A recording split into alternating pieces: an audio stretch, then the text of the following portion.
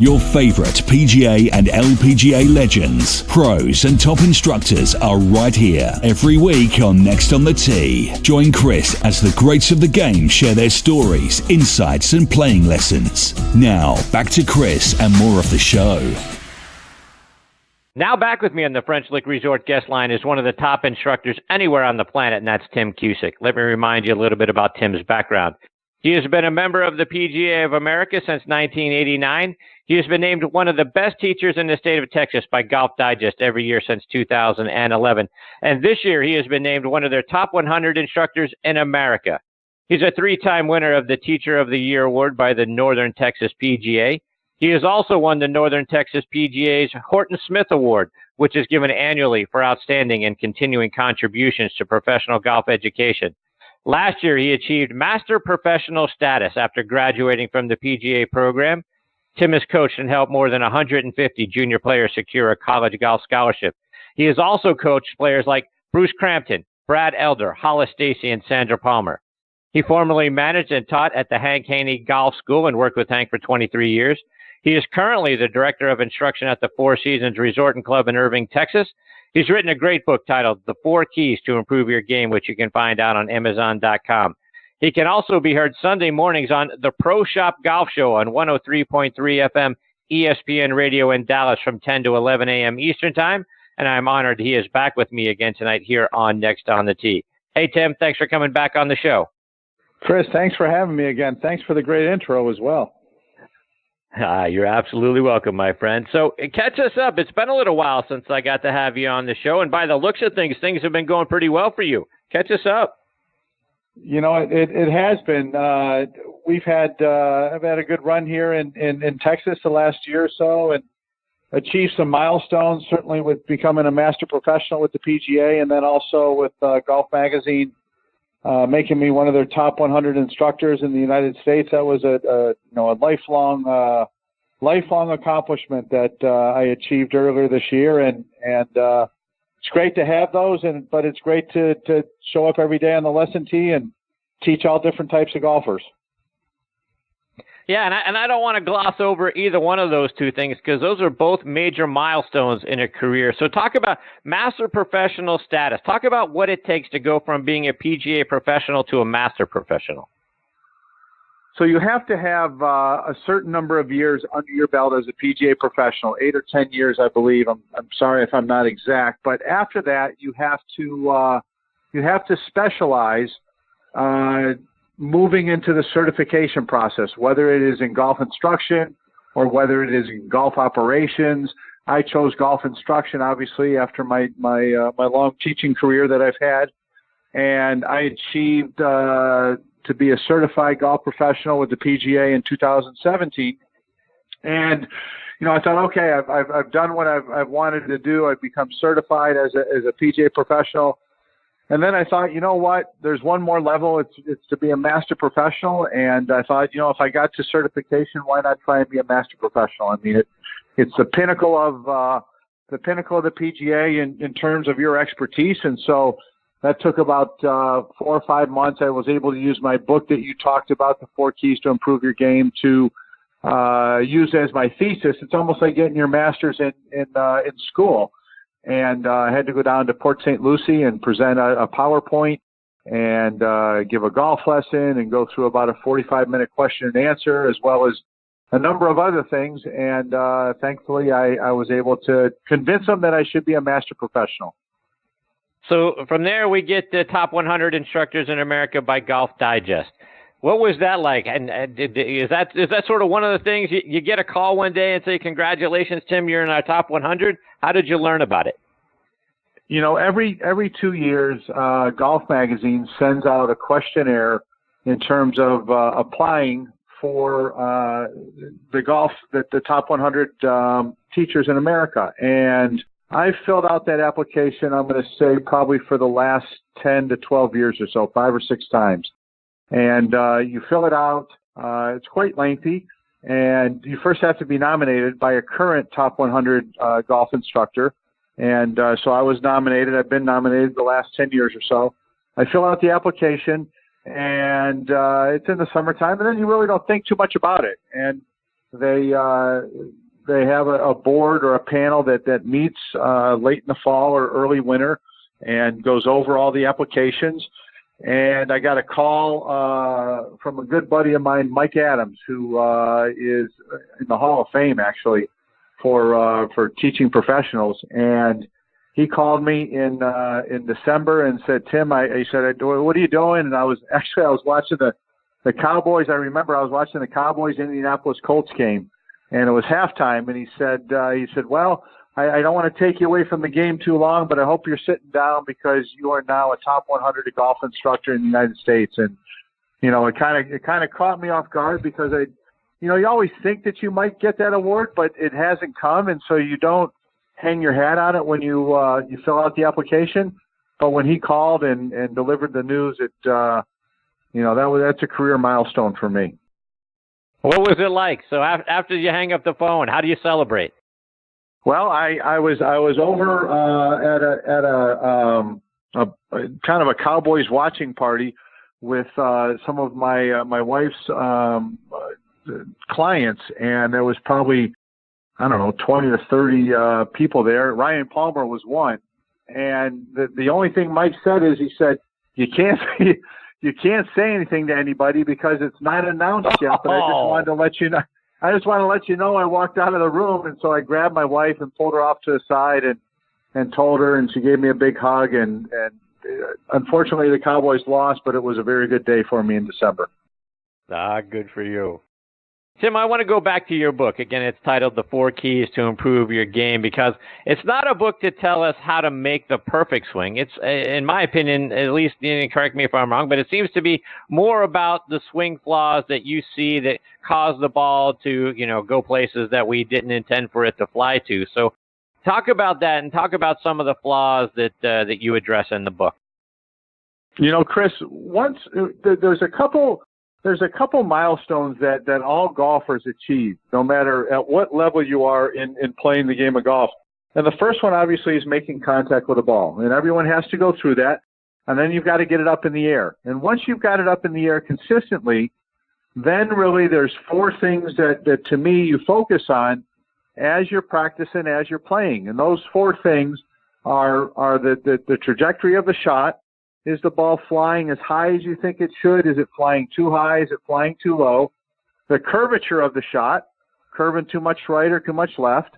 Where the ball's hitting on the club face, center, toe, heel, high, low in the club.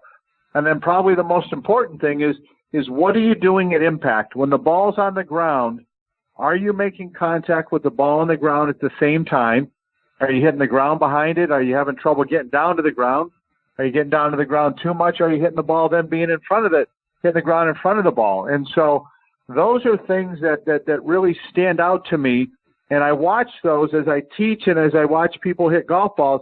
I don't pay that much attention to their swing at first. I'm paying attention to those 4 things. And no matter who it is, whether it's a tour pro or a 90 shooter, one of those things at least is going to stand out if they're not hitting it the way they'd like to hit it. And that allows me to troubleshoot and jump into the swing exactly where I need to start, so I'm making a difference right away in every single person's swing that I watch. I'm not just fixing for the sake of fixing.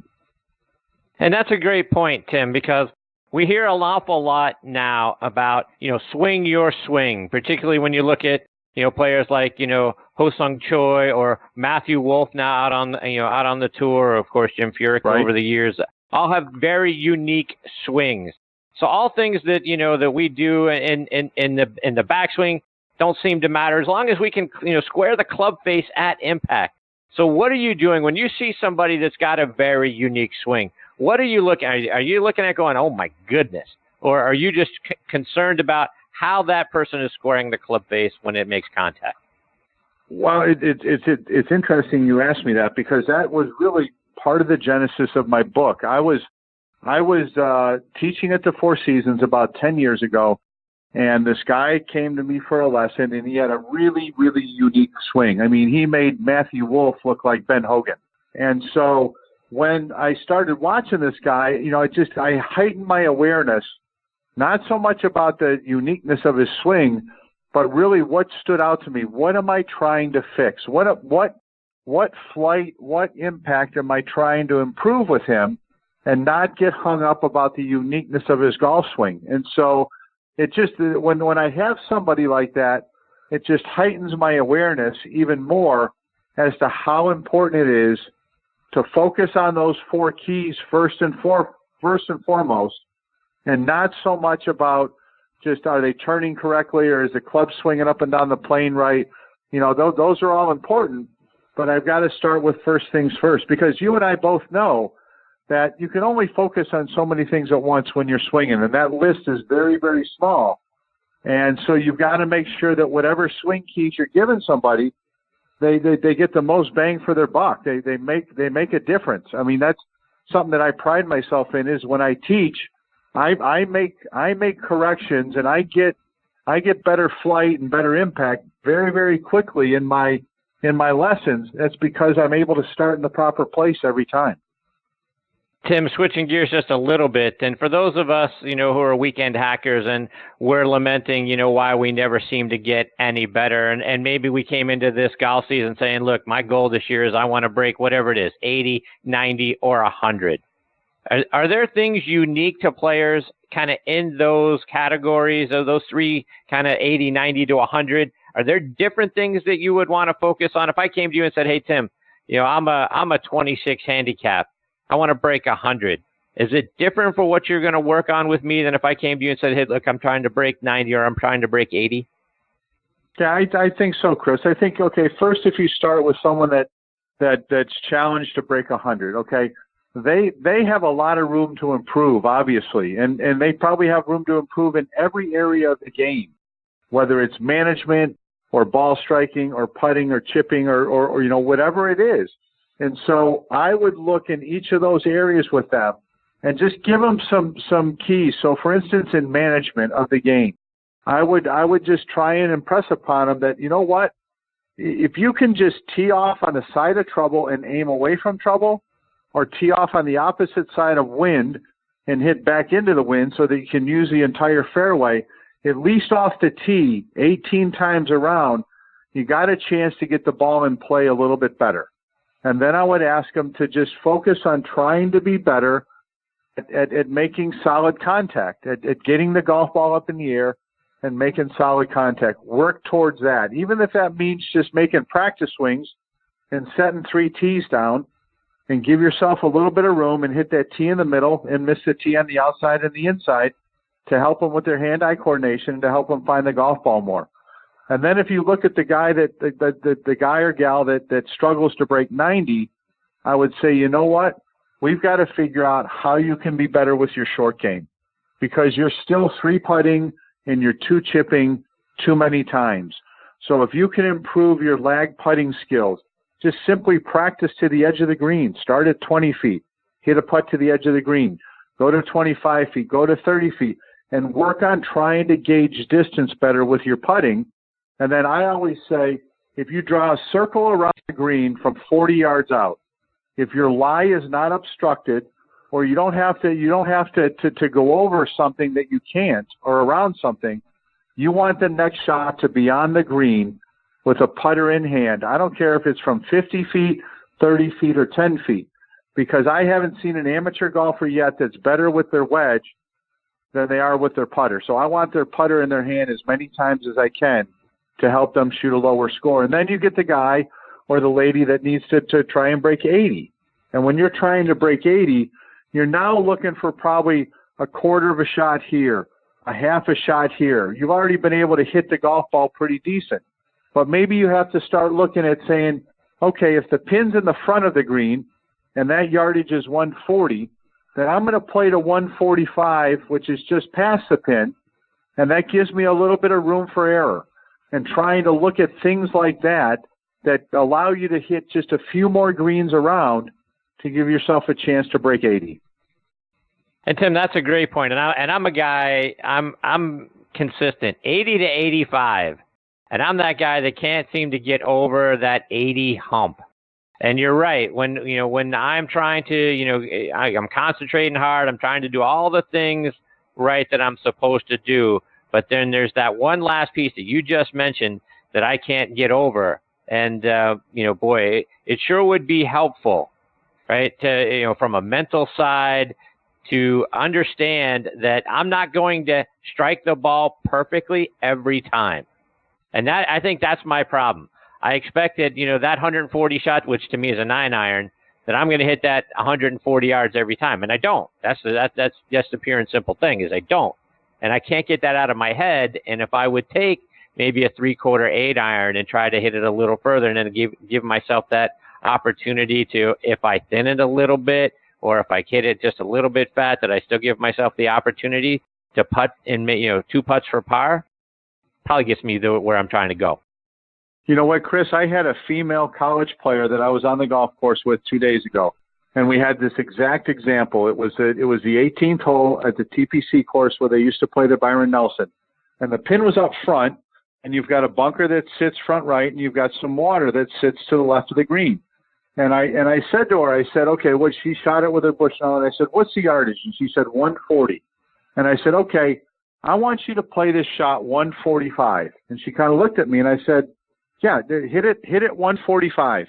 And so she pulled out, whether it was her 8 or 9-iron, and she hit a nice-looking shot that was headed towards the pin, and it ended up about 4 feet from the pin, just to the right of the pin. And I said, I thought you were going to hit that 145.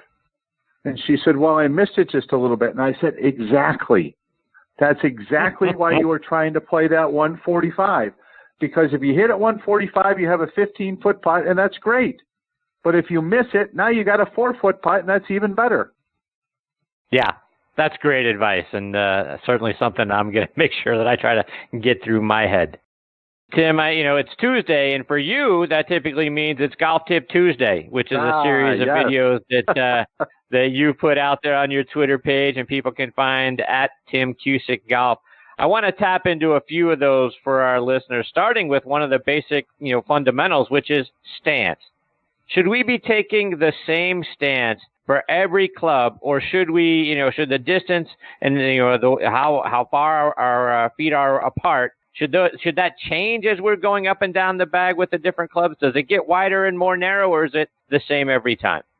That's a great question, Chris, and I appreciate you bringing up Golf Tip Tuesday. I love doing those for our club at the Four Seasons, and I get a lot of followers on Instagram and Twitter and Facebook that watch those each and every week and love the little tips or the little ideas that I have. So with the stance, I always like to measure from the inside of the heels in terms of the width of the stance, because you can flare your toes out and kind of fake yourself out a little bit. So the inside of the heels is a great measuring point.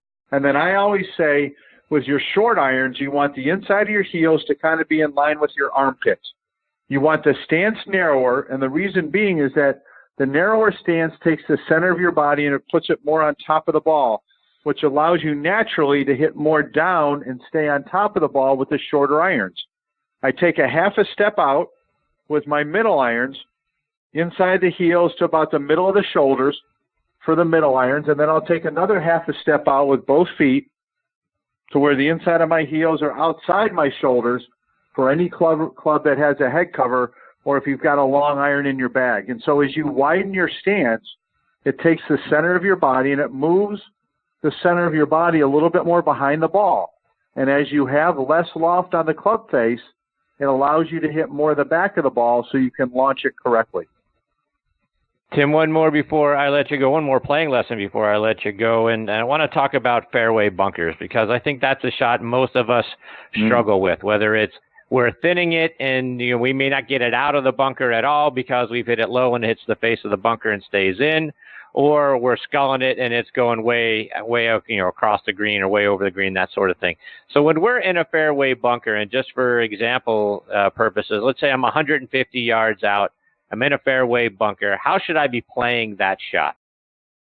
Chris, probably the most difficult shot for anybody that doesn't have their name on the back of the bag and playing for a living. So that means all amateur golfers, even scratch golfers. And it's a very difficult shot because you have to be so precise with the bottom of your downswing. There is no room for error. And so what I would say and what I would suggest for amateur golfers, and this is what tour players do, is the first thing they do is they shorten the length of their club a lot of times, which means just choking down maybe a quarter to a half an inch. And all that does is take some of that sand that's underneath the golf ball out of play just a little bit. The second thing that they'll do is they'll put the ball maybe just a fraction farther back in their stance, maybe somewhere for a right-handed golfer in between their nose and their right eye. That will help them get a little bit more solid contact. And by doing that, you ensure that you've got a chance to get the ball out of the bunker. The third thing that they do is they might make just a little bit more narrower stance, similar to what I just talked about, to get the center of their body more on top of the golf ball. And then you've got to get a good base with your feet. You don't want a lot of movement going in the backswing. So you might feel like you're making maybe a 1/3 backswing and then all the way through swing to get the movement going forward so that you can strike the golf ball first. And it's a shot that you've got to be very precise with, like I said. And actually, if you make a mistake, it's better a little thin than a little heavy. But it really demands the bottom of the downswing being in the proper spot. Tim, I saw a nice Twitter message to you from another great instructor that I've been blessed to have on the show a few times, Keith Jarvis. I saw that out a couple of days ago, congratulating you on being named a top 100 instructor. But how have you and Keith gotten to know each other? I used to give Keith lessons at PGA West when I worked there before I was at the Hank Haney Golf Ranch. This was in the late 80s, early 90s. And he was just a guy that was looking to improve his game and maybe try and play a little bit for a living way back when.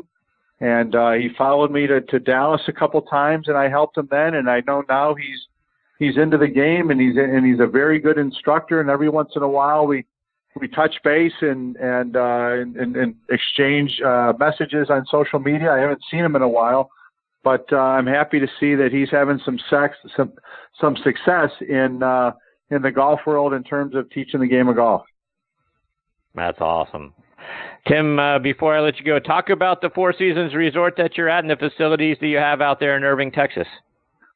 Chris, we've got a great 36-hole property, a Four Seasons hotel, about 425 rooms, 325 of which are in a tower, and then another 100 or so that are around the 1st and 18th hole of our TPC golf course. We've got an incredible fitness and spa facility, if that's something that you like, as well as indoor-outdoor tennis courts.